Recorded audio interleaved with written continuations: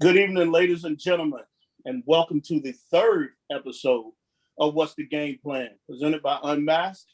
My name is Lamar Barrett, and I am the creator of the podcast and docuseries Unmasked. Being a former high school and college coach for more than 22 years, there are so many untold stories behind the scenes in the life of a college basketball coach. Now, today, with What's the Game Plan, our moderator for the night is CAROLYN Smalls. She's from Long Island, New York. She attended Salisbury University in Maryland. She currently resides in Baltimore and actually teaches physical education in Howard County, Maryland, while completing her master's degree. She also is coaching AAU basketball, which actually they won their first championship last weekend. So I say congratulations to her on that. And she's an aspiring women's basketball college coach. And I've had a chance to work with her for the last 3 months.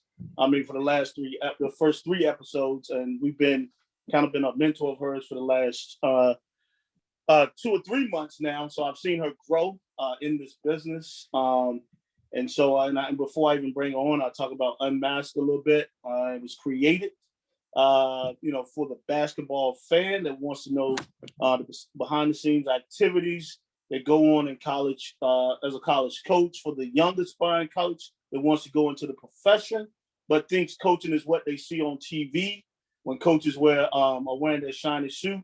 And then it's for the professional that can also take tidbits to better their career in the field of work. So once again, I want to bring to the forefront the creator of What's the Game Plan, CAROLYN Smalls. Thank you for that intro again, Lamar.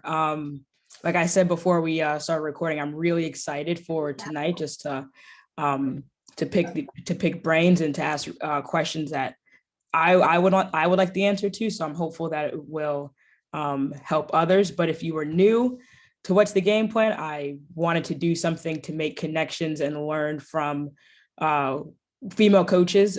I've been on a lot of Zooms in the past 3-4 months, and 99% of them have all been on the men's side, which is awesome to learn from, but it's a little more difficult to make connections on the women's side then. So I really want to do this. So I thank Lamar again for helping put this together.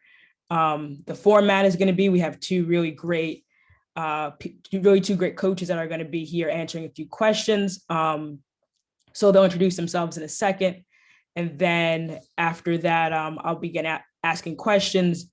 And then once we wrap up, we will hear I'll ask if there's any other questions from you all that are in the Zoom, if you would like to ask them questions as well. But the first part of it will just be our two great panelists that will be answering the questions. So we have Marita Gilcrease and Kenia Cole. So if you two want to give a little introduction about yourselves, where you are now, anything like that, you can start now. Kenia, if you want to go, Kenia, if you want to go first. So you guys just want quick intro or like the full spill? I'll just give a quick intro. I know everybody does their intros differently, but my name is Kenia Cole. I'm the assistant women's basketball coach here at Hampton University. My alma mater, I played basketball here 2011 to 2015.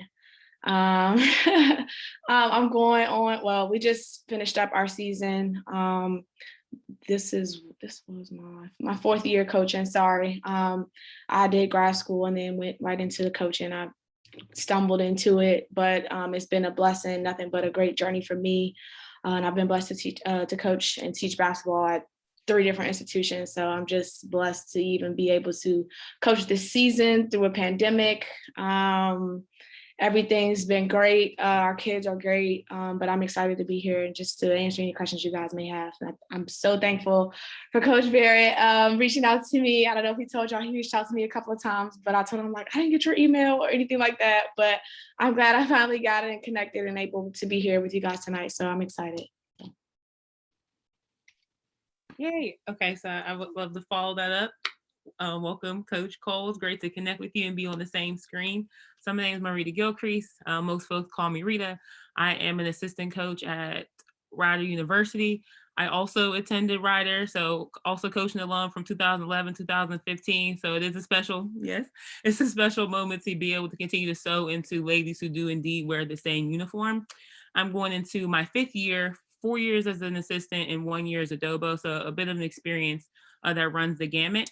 So very much excited. In my 1 year absent from Rider, I did go over to the National University of Ireland at Galway via Sport Changes Life and got my master's over there in international human rights. And I did some coaching over there as well.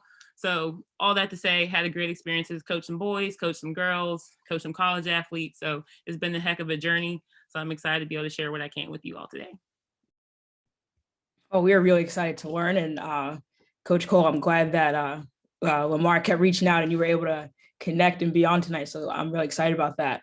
My first question is, what was your first position on the collegiate level? And kind of what was that hiring process like? How did you hear about it? I know you both said you've coached at where you played, so that might have been a factor, but just tell us kind of what that was like. Well, I'll kind of give a little bit of backstory. For me, I graduated from Hampton in 2015, and then I had aspirations to play overseas, but my knees were pretty bad, and I was like, no, never mind. I don't want to do any of that. Don't even put my body through that. So I immediately enrolled at Georgetown University, got my master's at Georgetown, and while I was at Georgetown, I worked in recreation. So at the time I wanted to do recreation stuff, giving back to the youth in the city that I'm from, which is Silver Spring, Maryland. So I wanted to be around, the environment that I grew up in, and I wanted to give back. In the midst of that, the guy that I worked for, he randomly had me oversee like 5th and 6th grade girls basketball. And I told him, I was like, I do not want to coach in any kids. Like, I don't want to do it. He was like, well, you don't have to really do anything. I just need you to cover the practice, take the balls there, let them, do whatever they do. And I think one day before I went to a practice, I had like a different time slots and stuff that I went to each different gyms and stuff like that. He told me, he's like, well, can you just run the practice for this one time? One of the coaches that I had hired, he said he wasn't going to be there, whatever the case may be. I was like, okay, just this one time. And all in all, it was really a setup. I ended up coaching them the entire season. I had one kid that could dribble. The rest of my kids really didn't know much about basketball. Mom and dad may have played a little bit in college, or mom and dad may be basketball fans. They just wanted them to be active in rec ball or something like that. And they didn't really want to get too dirty playing outside, like playing soccer or softball or something like that. So they came over to basketball. I coached in 2 games. The team eventually fell apart because the kids didn't have the turnover with practice and, coming and being committed to it. So the 2 games I did coach, I realized like, okay, I can teach something to a little girl and she's listening to me and she's applying it. And I'm like, so happy to see their success with their response to me telling them something like, no, you can do it. You could just stand here. You're going to take the ball from her. This is what's going to be. This is the play we're going to run. So after a while, I was like, okay, maybe I could do this. I don't really want to do it this young. Maybe I can do this in college. So I reached out to my former coaches, one of my former assistant coaches, who's now the assistant coach at UIC in Chicago. I reached out to him and I asked him, like, okay, so I have my master's degree. What can I do to get into college coaching? I heard that, I think her name is Coach King. I heard her say she was getting ready for Stony Brook. One of my good friends is an assistant at Stony Brook. I had reached out to her and I was like, okay, look, you've been doing this coaching thing for a while. What did you do to get in? How do I get in? She gave me a list of like a bunch of websites that I need to be following on Twitter, a bunch of pages that I can look at online, like blogs and things like that, websites to follow. So when I tell you, I sent out maybe 100 plus emails to try to get a job. Me and my best friend, she's an assistant coach at Texas A&M Commerce in Commerce, Texas. We paid money, got a hotel, went to a Step Up convention in Atlanta, met a bunch of coaches, was talking to them like, hey, we just finished our master's degrees, you want to coach? What do you guys suggest we do? Got a bunch of business cards, wrote a bunch of notes. And quite frankly, the one person who called me and was like, hey, I'm familiar of your name, what you did at Hampton as a player. I'm looking for an assistant. Have you ever been in Ohio? And I was like, my uncle lives in Ohio. I don't have a problem with it. And ironically, he had his first assistant when he first got the job actually worked at Hampton. So she referred him to me like, look, there's a former player here. She's looking to get a job. So I flew to Ohio, missed my flight, thought I wasn't gonna get the job because I missed my flight. But eventually I get there. I love the campus. It's Oberlin College in Oberlin, Ohio. It's Division III. He had been there for, his name is Kerry Jenkins, my former boss, name is Kerry Jenkins. He had been there for 10 years, basically built the program from the bottom up. If anybody's on this call is familiar with Oberlin College, they weren't very good at many sporting things. They're not really known for that. We get there. I'm getting used to like, they don't have to come into the gym. He's like, nah, this is in Division I. They, we get 2 hours with them.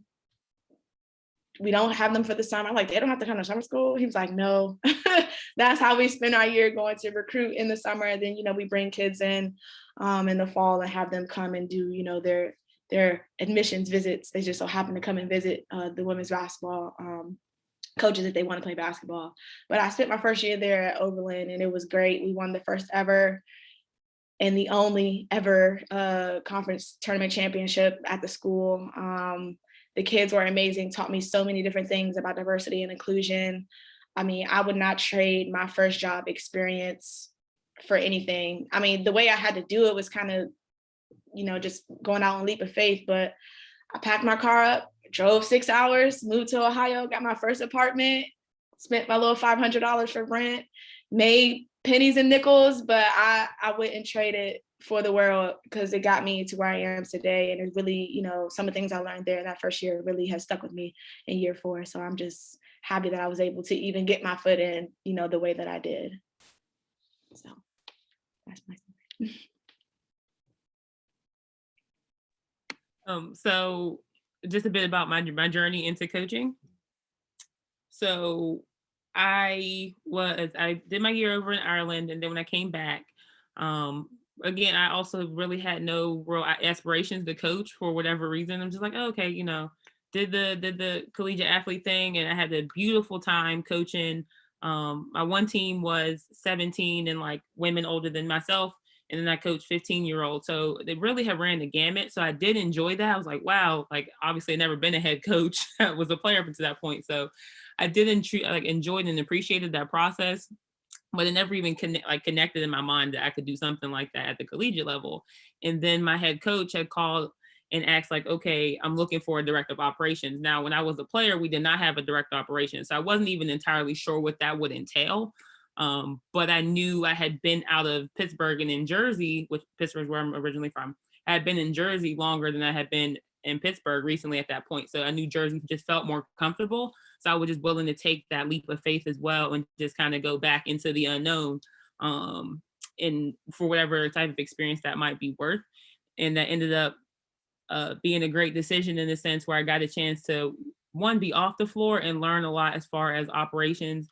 Now, did I enjoy every 100% of the moments? No, because I much more enjoy much more of the hands-on on the floor type of work. But I did get a chance to learn the back end of the game in that sense. And then one of our assistants ended up leaving, and I was offered the position from there. So then from there, also did a little bit of a step up work as far as connecting, went to step up 2 of the last 3 years and there's a great opportunity there to connect with coaches from all across the country, whether they're looking for a quote unquote step up to the head coaching position or they're looking to go, if they're without a job and looking for a different position. But even just trying to get background information on the game and different philosophy. Our out of bounds scheme right now, I got from Coach CY at Florida State.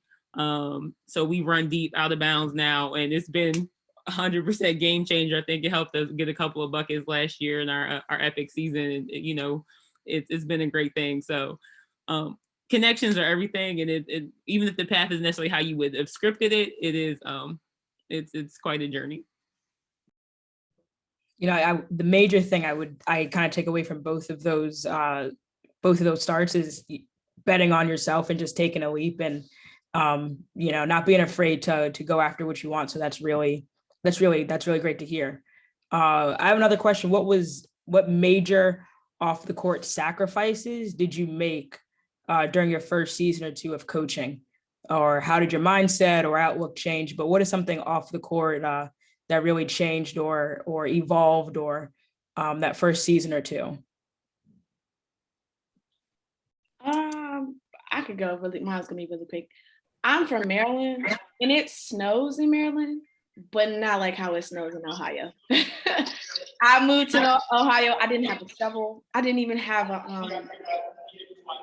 a brush thing like to clean the car off. And when I experienced like my first major snow in Ohio, I thought I was gonna call out of work. Like I thought I didn't have to go. And my boss texted me like, "Hey, where you at?" I'm like, "It's -5 degrees outside. We have to come in." He's like, "Yeah, this is nothing. Like this is like in Maryland, you get 3 to 6 inches. Okay, everything shut down. But in Ohio, I had to shovel my little Jetta out and Volkswagens are low to the ground. Had to put on 3-4 layers of clothes. I was like, okay, I gotta go to practice. I had never experienced that type of weather consistently, like ever in my life. I think that was my biggest sacrifice and adjustment. Like I would call home like, "Mom, it's snowing again." She's like, "It snowed 2 days ago." I was like, "I know, it's snowing again and I have to go. We have to travel. We have to get on the bus. We have to drive ourselves to the game." Like I was in panic mode because I had never experienced any type of weather like that on a consistent basis. Because I'm a kid from Maryland who school was shut down for like 2 months because we had a snowstorm in like 2010. So for me to have to go do stuff like that, I was like, culture shock for sure. Oh man, so mine's a bit different because I think I went from a place that it snowed a whole lot into where it didn't snow nearly as much. Even now, people act like 2 inches and a little bit of ice is the end of the world in Jersey, but I digress. I'd say my biggest sacrifice would be operating without a team. So when you're on the team, obviously there's that camaraderie and those connections. So by the time I got back to be a director of operations, some of my teammates were still on the team. So it was being able to establish those boundaries where I got to step away and I got to be not necessarily a coach because even to this day, like very few people actually call me coach, which is a-okay with me. But putting up those boundaries and finding other ways and other people to connect to that weren't necessarily my teammates anymore, because my actual teammates were, ladies with jobs somewhere. And then the ones that were still on the team were still on the team, and I had to respect that. Yeah, I can definitely imagine that'd be a challenging thing. And Coach Cole, coming from a Maryland school teacher, there's no more snow days, so you'll be happy to know that they are still there's just virtual school if there's snow, so no one will have to go through that. What was a mistake or challenging lesson you learned about basketball or about your job during your first season or two? What was maybe something unexpected maybe, but something, a tough lesson or something like that you had to learn? I think the biggest lesson I've learned with being a college coach, and the main lesson that I learned my first year, was the players you are coaching are not you. Just because you feel like I would go so hard if I had another year, and if I had all of these resources, I would do this, that, and that. They're not you. And even now, I still, when I find myself wanting to get on a kid, I'm like, you're talking to her, you're not talking to yourself. And I think that for me, that made me a better coach because it taught me how to talk to different players differently. I knew that a conversation I had with one kid, I couldn't say with the next one. And I couldn't have the conversation I had with her with the next kid. But I also had to tell myself, like, okay, she may love basketball, but she may not love basketball the way you did and the way you grew up wanting to do this and using basketball to get you where you are. She may just be using basketball because she wants a degree and she wants to cross that stage at the end of her career. You can coach her that way. You can't coach her like she's using this game to make her money because you, in your mind, thought, okay, well, maybe I can use basketball to give myself some sort of playing job to play basketball. Because that was my mindset going into college. Oh yeah, I'm going to go play overseas. I'm going to be the next person in the WNBA, whatever the case may be. But I really had to step back and learn, like, talk to your players. You're not talking to yourself. And, as former players, I think that's some things that former players really wrestle with when they first get into the business and get into coaching, because they still view themselves like, oh, I'm around the game, I can teach the way I did it. But everybody's skill set and ability and everybody's mindset may not be the same as yours. So you really have to take a step back and really pay attention to the kid that you're coaching when you're coaching them. And I would say that preparation is everything. So, depending on what your job is before you get into coaching, preparation might look different. And when you're assisting someone, there's a certain standard that they're looking for and expectations that they're expecting you to be able to meet.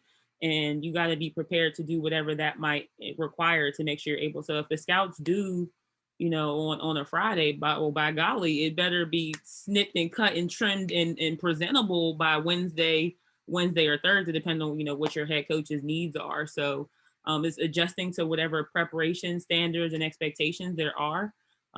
Because I'll be honest, in college and whatnot, it was very much, at least as not necessarily as a player, but at least as a student, very much a procrastinator, very much can get it done under the gun. I would not encourage you to take that approach into your professional capacity at all. And then even my experience coaching in Ireland, there wasn't necessarily scouting or anything of that nature. It was turn up, roll the balls out, and have a good time. Just the entire approach to the game was different. So once you get back, particularly to the Division I level, it's very orderly, very much expectation and standards, and you best come ready to meet them, or else it's just going to be a situation. So preparation is key, is the general takeaway there. Those are two very important and different answers. So I really like those. What was an area you felt underprepared for going into your first season? There's no way to fully be prepared for a lot of jobs. It's a lot of on the job learning. I know as a teacher, my first year, I was not prepared for 95% of the things that happened. So what was something that you felt underprepared? Maybe it was recruiting or scouting, X's and O's, communication with staff or players. And what do you think you would do to help change that? I think the first thing that I was not prepared for was mainly recruiting, and how much goes into a visit. And I did it, my first job, I did it at the Division III level. So it was easier because admissions did most of the work. They just came over and then met you and your facility and your coach and your team after they got finished with campus. So that I was kind of spoon fed my first year. But then when I leaped to Division I was completely thrown into the fire. The rules were totally different because in Division III, you can talk to the kid whenever you want to. In Division I, certain timeframes, no, there's no contact. You have to take a recruiting test. I mean, you have to take a recruiting test in Division III, but it's totally different than the Division I recruiting test. And the second thing I would say I was not prepared for was scouting. Again, scouting in Division III is totally different than scouting in Division I. Different software. There was no software in Division III at the school that I was at. I leaped to Division I had to learn a whole 2 different ways to do scouting. And like Rita said, my boss had a due date, had to do a pre-scout, had to have certain, actions. What do they run after this timeout? What do they run late in the shot clock? What do they run at end of game? Who's in the game, So knowing all of that information, you don't really need to know all that in Division III. You need to know who's their best kids in Division III. How do we stop them? What defense we're going to run and what plays do they run? That's mainly it. But in Division I, it was so much more detailed. And like she said, preparation is key. And if you're somebody who's like for me in school, when I learned, I kind of skimmed through everything and I kind of knew, like, okay, I got the gist of what this lesson is trying to teach me. But when you're scouting, you really have to cover just about everything because each of your 15 players learn everything differently. So you have to make sure that you're teaching and saying, a certain language that your whole entire team and your whole entire staff understands. So being thrown into 2 different levels of how people do things, I think I was most unprepared for those 2 because it was 2 totally different worlds from job 1 to job 2. So that's my take away from that. And I would have to agree with you, Kenia. Recruiting is a different ball game because there's a lot of factors, as you might imagine. Beyond like the practical matter, it's how you get it, like, you know, the conversations you're having on the phone. Are you selling the university the way you should? Are you being true to the principles of the program? So if y'all are a family, then that's great. But if y'all not a family, don't get on the phone and start lying to people's kids or, you know, something of that nature. So making sure that you're very clear on what the principles, the program that you're representing, what they are, and then how that parlays into that particular child's future path, whatever that might be. And just kind of connecting all the pieces and making sure the path is clear is a conversation that I got better with over time, but it's definitely not necessarily a script you just, you know, come out the gate with like, all right, here's the pitch. So that was interesting. And that's something I kind of had to grow with over time. Software and synergy, she and I have gotten, or he and I, they and I have gotten much better over time because it is very much like a group project that you want to be prepared for. Because not only the 15 players all learn different ways, but particularly at the Division I level, and when you get the conference especially, it could be guarding one action differently that makes all the difference. Like the devil really is in the details. And you want to make sure you can control as much of that as you can. Now, granted, at the end of the day, the ball's going to bounce how it bounces, but as much preparation that you can do for the minute details that kind of might give you the edge here or there, you want to take those advantages. So definitely recruiting, definitely scouting. And then even just like live scouting, I guess I'd say, as far as July goes and like watching kids live and getting an eye for what the entire staff's eye is looking like, as far as like, are we seeing a kid the same way? Are we projecting the program the same way? And where do those things line up and where are we going? And to kind of piggyback off a question I asked earlier, what would you do, or what do you think made you stand out when connecting with people or meeting people or getting hired for things? What do you think made you specifically stand out to make people want to hire you, to make people want you to be a part of their team? I know that's kind of a hard question, but if you might have an answer. It's not actually a hard question. I know I said that I started in Division III and I made the leap to Division I. The sole reason why I got my job in Division I is because the woman saw my Twitter account. She called me and she emailed me, and I had no idea who she was. She's like, "Do you have any aspirations of coaching Division I?" Her name's Alora Sharp. She's the head coach at Presbyterian College. She's still at PC. And she's like, "I saw you on Twitter. I saw you in this thread that I was in. It was a positive affirmations thread with just different women across collegiate athletics. And I have responded to it, and I just was cheering everybody on that was in the thread." And she literally was like, "I just loved everything you said, and I felt like I wanted you a part of my program." And I was like, "From my Twitter page? Me?" But ever since she told me that, I've like really stuck with the saying that social media is powerful, and the things you say and how you carry yourself on social media, you would do the same if you were talking to people in person. So I think for me, I always try to speak positive, say positive things on social media, root for everybody who I follow, who I know, who I may not know, who I've seen before, and she may not remember seeing me, or he may not remember seeing me, but if they win a championship or their coach wins an award, I'm always saying congratulations, cheering them on. They beat somebody they're not supposed to beat, things like that. I'm always trying to just connect with people in different ways on social media. And I think that has helped me kind of just stand out. I kind of got invited to a couple of different Zooms this past quarantine because of social media, and gotten able to meet a lot of different people that I probably wouldn't have met physically at the Final Four if there were to have one, because of my Twitter page and because of some of the things that I say. Because most of the time I'm live tweeting about an NBA game, or I'm live tweeting about a show that the collective group on Twitter, is watching, or things like that. But just to connect with people on different things outside of basketball, I try my best to do that. Because at the end of the day, we're more than just coaches. We're more than just administrators. We're more than just teachers.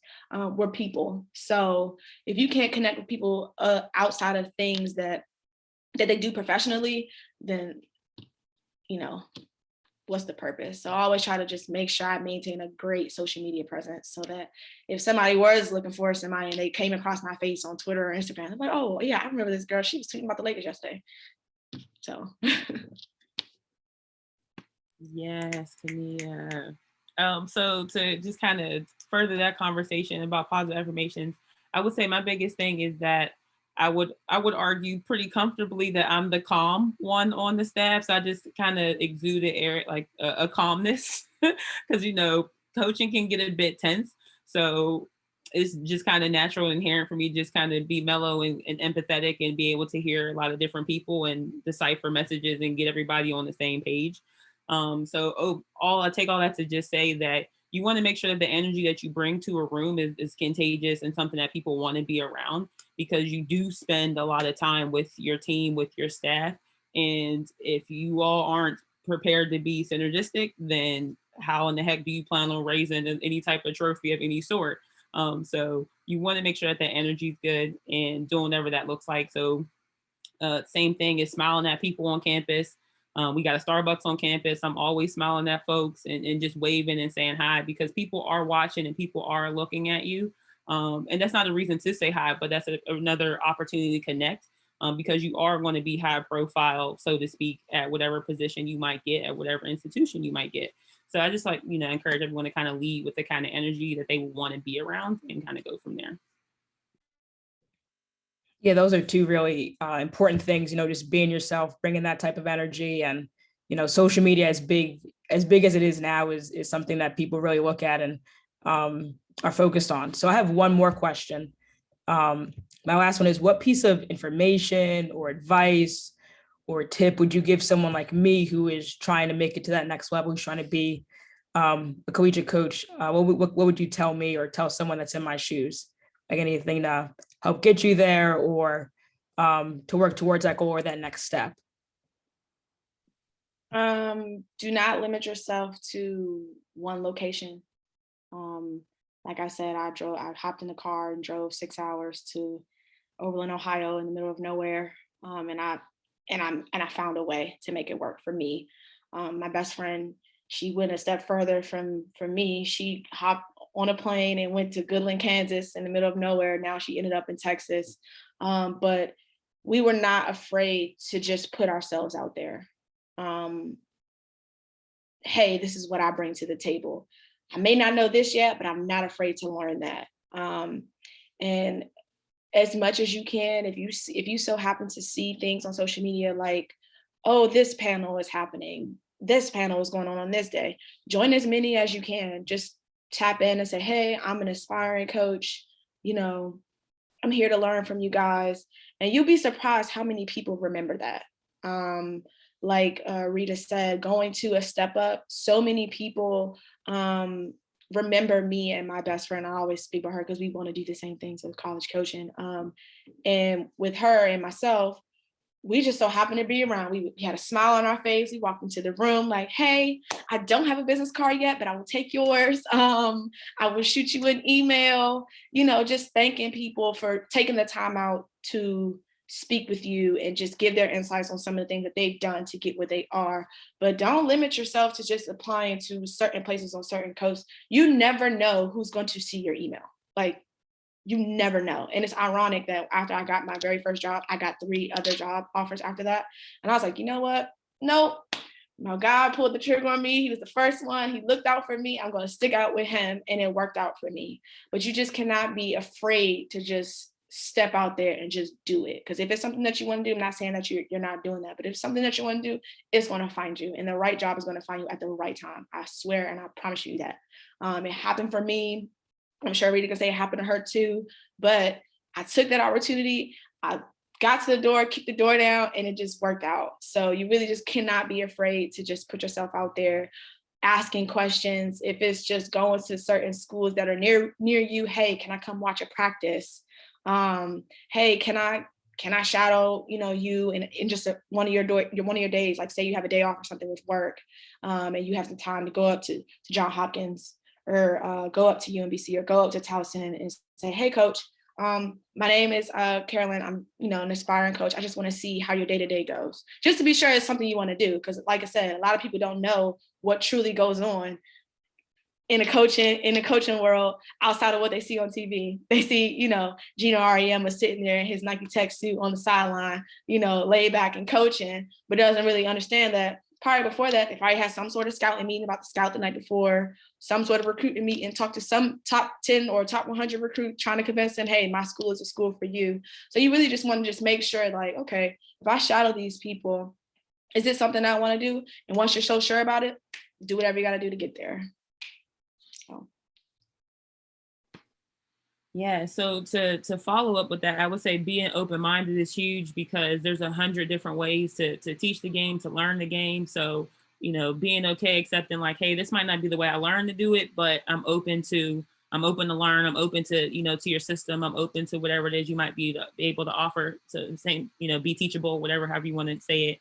And I will also say being prepared to invest in yourself. Now, whether that's a book, a step of experience, there's scholarships and whatnot available, but by and large, if you got to drop them coins to get there, you got to drop a coin or two. They do have opportunities, and not just necessarily a step up, though I do love Felicia.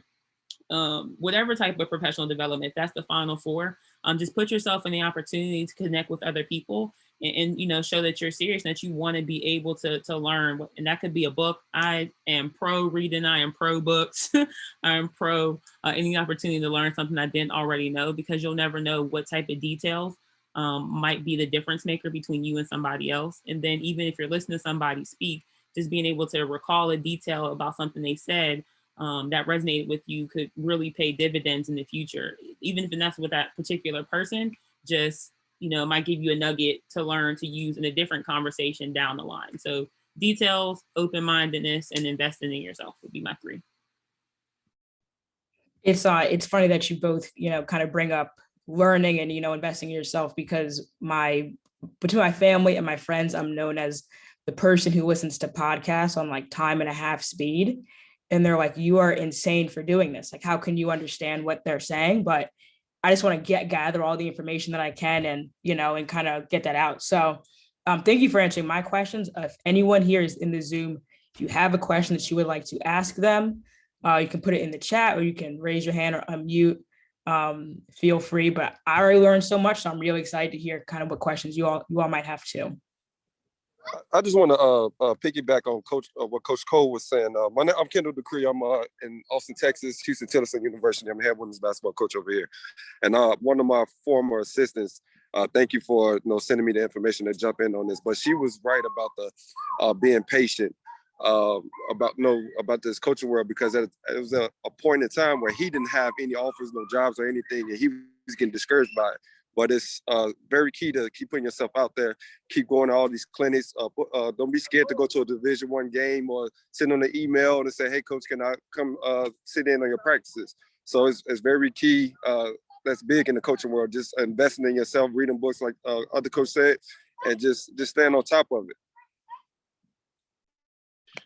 Hey, I got a question for both of you. Since you are Mr. Barrett. Yes, sir. Can I just say something real quick? Yes, Coach Decree was talking about me, ladies and gentlemen, just so you understand that.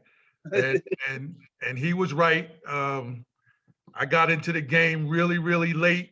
And, I just got my degree back in 2019.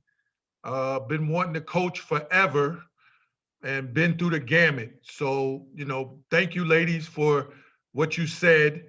A lot of your journey has been my journey too.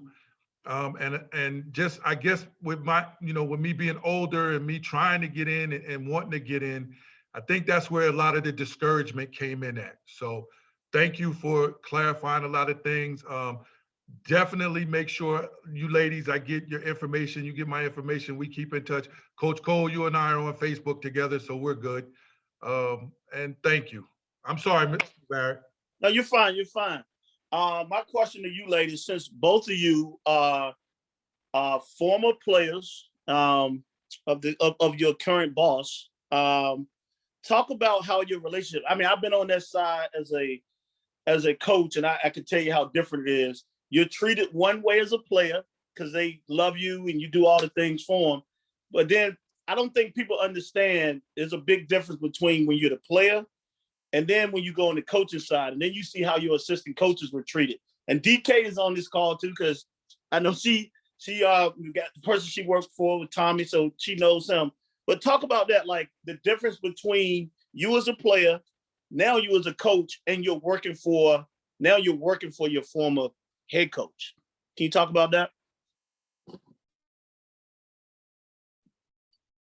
Well, I'm not too sure of how many of you are familiar with Hampton University women's basketball and head coach David Six, but he's been here just over 11 years. He just filled up his 12th season. And Coach Six, when I played for him, tough, hard-nosed, older dude from Brooklyn, New York. I mean, when I got to school, I was the youngest person on my team. I was spoiled brat. I mean, I didn't play at all.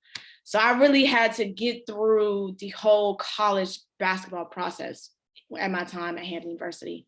So when I came back as an employee, I made sure that I was like, Coach Six, I'm so thankful that I'm back. But let me tell you, I am not a player. I'm not the 17-year-old little girl you met with the torn ACL. I'm a young adult. I've worked 2 jobs before you. I just really want to learn as much from you as I can. He told me straight up, he's like, I can respect that. And there's still some times where he'd like, Kania, like, come on, man, I need you to do this. I'm like, Coach, I got it. Like, I got it. I'm gonna do it. It's gonna get done. Because my role here at Hampton, just to backtrack for a second, I do everything academically, everything travel, all scholarship paperwork, and I do scouting and recruiting. So I do a lot of stuff because we do not have a Dobo. So for me, and I'm the only woman on my staff. So for me, my role is a little bit different. I kind of play devil's advocate between the players and my head coach, just because I know what they feel, I know what they're thinking, but I also understand his expectation because I had to exceed it when I played. So for me, I always try to keep myself as professional as possible because I never want to give him the opportunity to think, see, you know, I was a little bit shaky about, you know, bringing you back and things like that. But I tell him all the time, I said, well, you brought me back in a perfect time frame. I did not play with any of the kids that were on the team my first year. However, I hosted the seniors on their visits. So they were on their way in when I was on my way out. So at the time I knew, I was like, look, I can say some things to them, but they know my boundary. They know, you know, okay, they call me Kania because I'm like, I'm not going to force them to call me coach because they know me as Kania, you know, the girl who won number 1 when I was on my visit and I was watching practice and things like that. But for my coach per se, I really just had to let him know, like, look, I'm here for the business. I'm here to make, you know, these players' experience as great as mine was. And once he got that understanding from me and truly like saw that I felt that was some of the things I would say to the kids, holding them accountable, the things that they were doing, you know, getting on them about class and showing up late and time frame, you know, 15-minute rule. If you're not there 15 minutes before the time say to be there, you're late and things like that. He kind of like eased off me and really just let me do my thing. But I really had to tell him, like, look, coach, I understand. I know how you see me, but I'm an adult. I learned a lot from you. Trust me to just portray that message that you portrayed to me and that you instilled in me when I was a player wearing a uniform. Hey, before you even go on, you didn't throw in the ex-military or had the military mentality, did you, Coach Cole?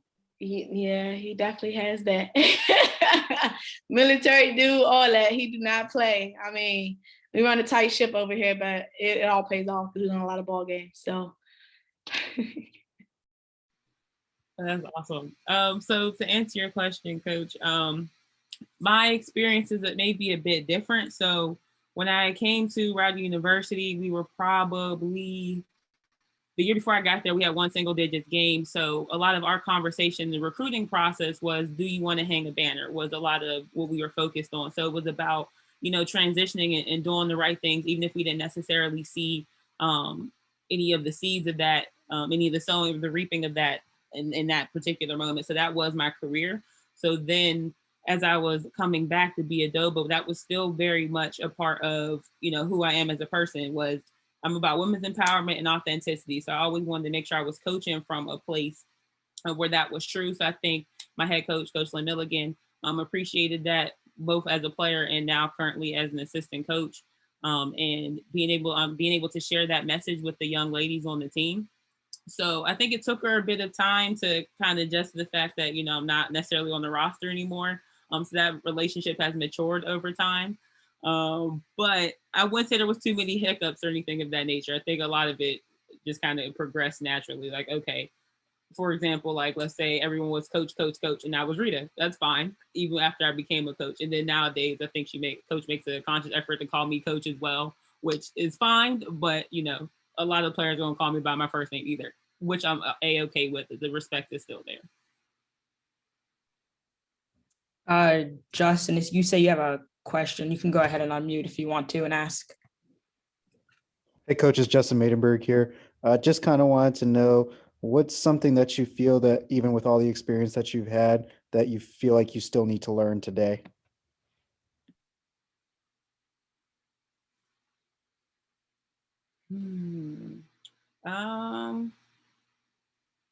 I'd say a big one, particularly given the climate of 2020, is being able to have hard conversations, probably around grief and mental health.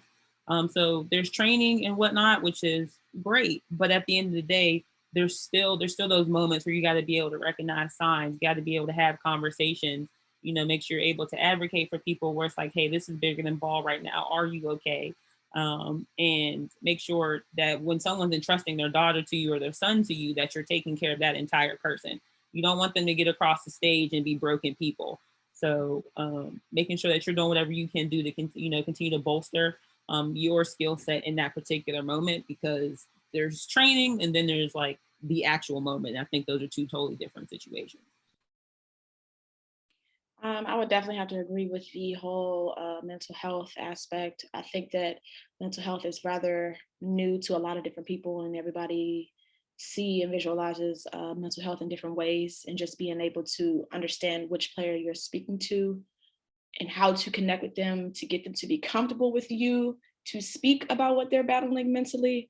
That's always something that I feel like I can always get better at. I can always be more inclusive. With recruiting and getting different people from different states and different parts of the world, you really have to be inclusive to so many things, whether it's sexual orientation, religion, just general beliefs, things that they eat, things that they wear, anything like that. You really have to be open to just wanting to learn just about everything, because there's so much things that everybody in the world is exposed to. You may not know something that somebody from the state of Minnesota knows. I may now know something that somebody from Ethiopia knows. So for me, I think when I'm recruiting, I try to learn them as people before I, truly tap into them as basketball players. And I think with recruiting, there's always things to learn, things to be better at when, trying to learn different ways and effective ways to secure kids to come to your institution. But for me, you have to be able to connect with them mentally, and you have to be inclusive to even get your true foot in the door with, them and their families. So, Jonathan, it's good to see you again. I see you have a question. In regards to skill development, what do you all as assistant coaches focus in on at your particular universities on the court? My first year here at Hampton, I'm 5'5" with shoes on. Okay, on a good day, I'm 5'6", depending on what type of heels I have on the sideline. But my first season here, I work with the post players. And I surprisingly did a good job. Our freshman post player, she was named to the all rookie team in our conference. But with her, I know that the game has changed. It's not fully gone away from back to the basket, but I know a lot of the players now prefer to be facing up and to see, the basket before they make their moves in that. So I really just focus with her and the rest of our post players on footwork and being able to make an open jump shot. Because most of the time when guards drive to the basket, our post players are sometimes stuck in no man's land. Then when they catch the ball, most of the time you'll get a post player who's afraid to shoot it. So I instill with them, don't be afraid to shoot the shot if you know you're confident enough to make it. But this past season, I moved back over to my natural position with the point guards and the wings, and with them creating space. I don't know, some of these skills trainers, they teaching the jelly fam and all of that stuff at the rim, but kids will get here and cannot do a jab step into a cross step. So we focus a lot on creating space, shot faking, jabbing at the baseline, going by kids, taking one dribble pull-ups and getting in the lane and things like that. But you can't make a move and score if you can't get open. I think that's the hardest part, getting open. So thank you, Coach. I'm 6'3", so just a smidge taller than you. It's just a smidge. So I work with our post players as well. And a lot of what I work on is one, mentality, footwork in the post, pursuit of the basketball. We work on 3 steps off the paint, I think is huge. If we're talking about a foot race, because we want to be the type of post players that can get up and down. Don't have nobody throw you a ball and you fumble it up. Don't do that. So you got to make sure you catch and you lay that thing up. So that's a lot of it. And then also, we've done a lot over the past year to really incorporate mental performance into the game. So that's a skill I don't think people talk enough about as far as how you prepare mentally, whether that's meditation and, and focus and concentration. So I try to make sure I'm instilling those pieces. So, we're building a complete puzzle. If anyone has any more questions, you can feel free, but it doesn't look like it. So I'm just going to wrap up and just say thank you. Thank you so much to you both for being on and sharing your journey and sharing your wisdom and your knowledge. And I've gotten a lot out of this, and I can't wait to watch it back and take some more notes on it. And, just really dive into everyone who's on here. Thank you so much for taking the time as well to be and hop on a Zoom. Lamar, you can take it away and get us out of here. Well, look, I want to thank you. First of all, I'm going to thank CAROLYN again for the wonderful job she did of moderating. And then I want to thank you, coaches, for dropping some knowledge. It's always great when you can listen and learn in this business. So I want to thank you for being a part of the panel tonight. I really appreciate that. And then I want to thank everyone that came on just to take part in this. It doesn't even matter whether you're on the men's side or the women's side. I think everyone, always can get something out of it. And, thank you guys for, being a part of the third roundtable of what's the game plan. And like I said, we'll be doing a fourth one later on. CAROLYN keeps coming up with the ideas. So I feel like as long as she wants to keep doing it, I'm going to do it. She's done a terrific job, and we're going to keep this thing going. But I appreciate you guys, everyone, for being a part of this, and have a great evening.